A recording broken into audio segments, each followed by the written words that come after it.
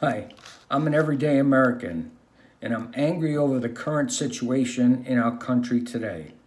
And it all started about 2 weeks ago when I heard about 27 radio ads for the New York Times, and they were attempting to win back readership. And they were saying, in today's trying times, we are here to deliver the truth. Deliver the truth? Really? I'm still waiting to hear the truth from the New York Times. And I can remember when I was a kid, the New York Times was the benchmark, the standard by which other newspapers measured themselves against. Well, that's not the case anymore.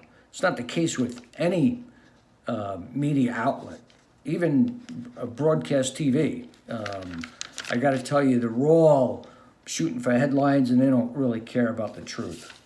But what I did was I went online and I Googled some things about our president just to see what would turn up. And here's what I found. On May 23rd, 2017, there was a survey conducted. CNN, 93% of their coverage on President Trump was negative, 93%.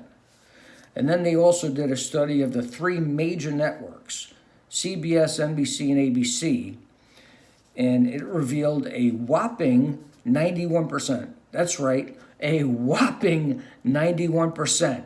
They used the word whopping. Anyway, that showed me something. It showed me that this can't be true, no matter what. No matter how bad somebody's doing a job, there's no way that you get in the 90s of negativity. So I went further and I said, what is journalism? What's the principles of journalism? So I Googled that. And here's the 5 core principles of journalism. Number 1, truth and accuracy. Number 2, independence. And under independence, it says journalists must be independent voices.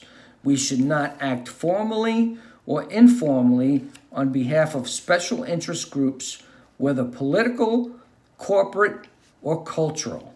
Number 3, fairness and impartiality. Most stories have 2 sides. Humanity. Journalists should do no harm. And finally, the 5th one, accountability. We all know what that means.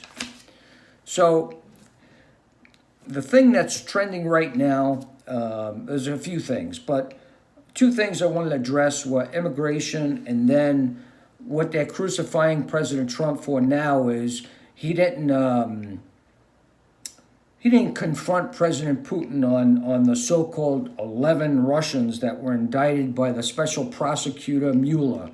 After 2 years of investigating, this is what this guy comes up with, that 11 Russians infiltrated Facebook and various other social media, and somehow what they did was either through outright campaigning for Trump or subliminal messages, whatever, these 11 Russians convinced 50 million Americans to vote for Trump.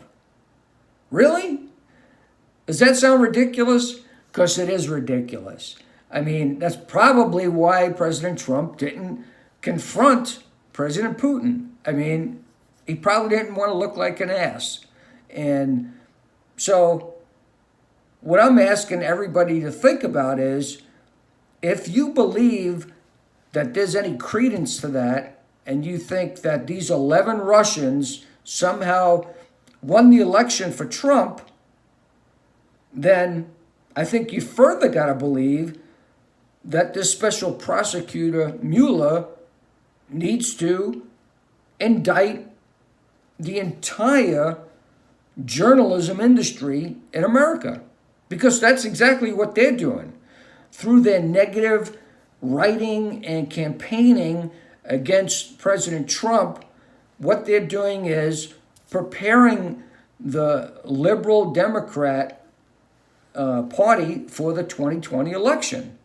And since we already know that the media is controlled by the liberal democracy or the liberal Democrats, then they should be indicted. They're essentially doing what the 11 Russians did. So, I mean, if you're going to be stupid, let's be stupid all the way, right? So that's the first point. Second point is on immigration. They have been crucifying him on immigration as well. So we're going to do something called fill in the blank. So here it is. Immigration Act of blank. Deportees may be held in jail for months, even as long as 2 years prior to seeing the immigration board. They would need to pay for their own attorneys. Children do not go with them. In other words, you can't send the kids to jail with the parents. Makes sense, right? So they are separated. A secure fence would be erected with a secondary barrier added later. So primary fence with a secondary barrier, which could be a wall or another fence. Sounds familiar, right? So time to fill in the blank. Immigration Act of 1996. Imagine that. Bill Clinton. Bill Clinton wrote that act in 1996. I never, since President Trump's been in office, I have never seen any link to this, his act with Bill Clinton's. Never has the press even come close to digging up this act of 1996 and saying, oh, this is very similar to Trump's. You know why? Because they don't want to. I don't want to say they're too stupid to, because then everybody will be, oh, we'll be offended. We'll need a crying room to go to. So what's the deal? Are they incompetent? Or they, don't want to bring it to light? But this is very similar to what President Trump is doing. Okay? So, come on. Give me a break.